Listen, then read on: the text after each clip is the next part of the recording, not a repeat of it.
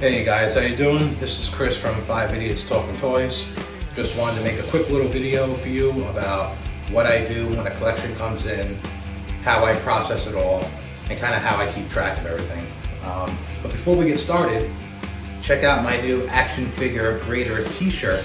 So the action figure grader just released his new website, and he has some apparel on there that we can all buy. So I figured this was a great time to wear the shirt and promote him. So go check him out, Action Figure Grader on YouTube. Okay.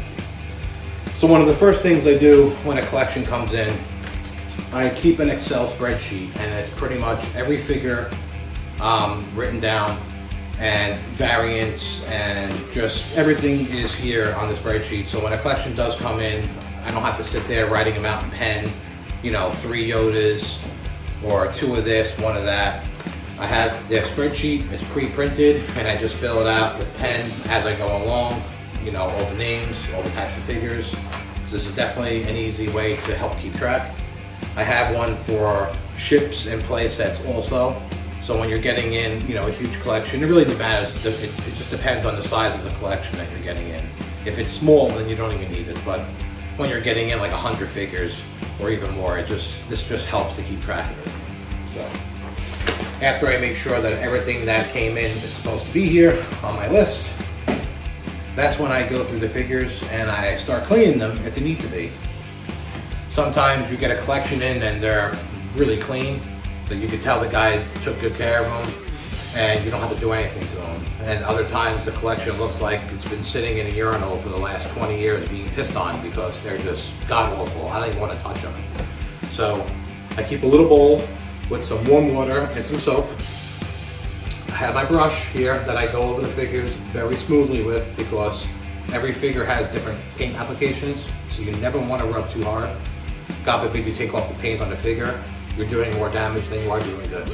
So this I use very slightly on some of the figures if you need to. Most of the time I use just the microfiber cloth, and honestly, if it doesn't come off using this stuff, then chances are it's not coming off. So just leave it on and sell it as it is.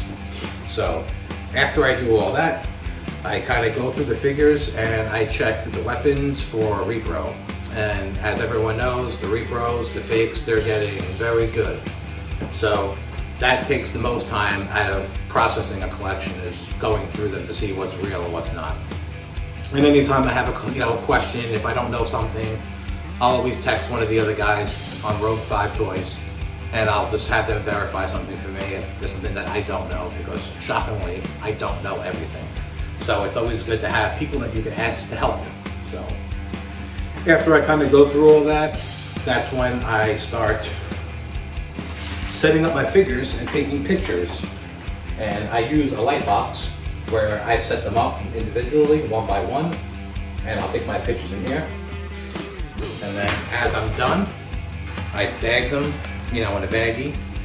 I always keep the accessory in a separate baggie inside, so there's never plastic on top of one another. I don't want anything rubbing against one another, so I always try and keep the condition as is when I have it and when I mail it away, because that's how, paint can chip off. So after I sort everything, I put everything in its own separate baggies. Everything has its own accessory in its own little baggie. That's when after I'm done taking my pictures, it's always good to have this, because this is when I write down the condition. So as I go through each figure, I write down the condition, in my opinion, of how I feel it is or how it would grade on here to remember.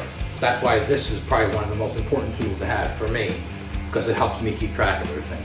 So after I'm done going through the whole collection, now all I need is this, because I have all the figures' names, I have the condition of what I think it is, and any marks or touch-ups or anything special on a figure. If there's a mark on the back elbow, I'll write it on here. So now this is all I need when I do my listings, and the pictures. The figures can just go straight into a box now, and I try not to touch them again. So for the most part, that's pretty much everything. Now I'll just get everything sorted and I'll start listing, and that's it.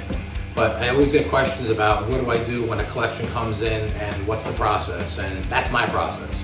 It may not be the best one, and it certainly isn't the most smoothest, but it works, and I've been doing it for a very long time, so never had any problems. But if you guys have any questions or even any other ideas, feel free to reach out.